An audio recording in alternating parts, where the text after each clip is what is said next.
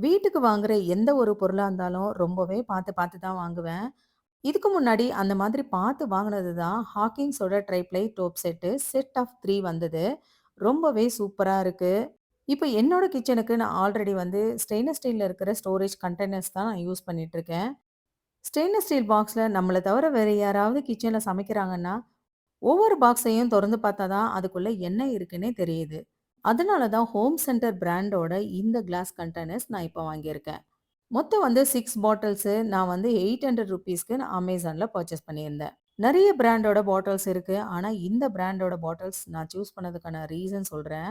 இந்த பாட்டிலோட டிசைன் ரொம்ப அகலம் இல்லாம மெல்லிசா இருக்கிறதுனால, நம்ம ஷெல்ஃப்லேருந்து எடுக்கும்போது, நமக்கு ஹேண்டில் பண்றதுக்கு ரொம்பவே ஈஸியா இருக்கும். அது மட்டும் இல்லாம, இதோட லிட் பார்த்தீங்கன்னா, நல்லா ஒரு பெரிய கப்பு மாதிரியும் இருக்கு. பார்க்கறதுக்கும் நல்ல லுக்காவும் இருக்கு. லிட் வந்து நல்லா திக்கான பிளாஸ்டிக்ல குடுத்துருக்காங்க. பாட்டில்ல இத போட்டு நம்ம டைட் பண்ணும்போதும், இதோட த்ரெட்டுமே பார்த்தீங்கன்னா, அந்த அளவுக்கு சூப்பரா ஸ்மூத்தா இருந்தது. இதுல 3 விதமான சைஸ் இருக்கு. நான் வந்து 800 எம்எல் கெப்பாசிட்டி இருக்கிற இந்த பாட்டில்ஸ் நான் வாங்கியிருக்கேன். இந்த கண்டெய்னர்ஸ்ல என்னெல்லாம் அட்வான்டேஜ் இருக்கு அப்படிங்கிறத நான் சிம்பிளா சொல்லியிருக்கேன்.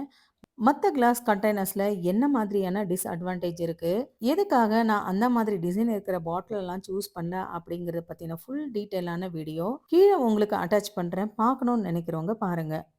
இந்த பாட்டிலோட லிங்க் தேவைன்னாக்கா, லாங் வீடியோல டிஸ்கிரிப்ஷன்ல குடுத்துருக்கேன். வேணுங்கிறவங்க பர்ச்சேஸ் பண்ணிக்கோங்க. Thank you.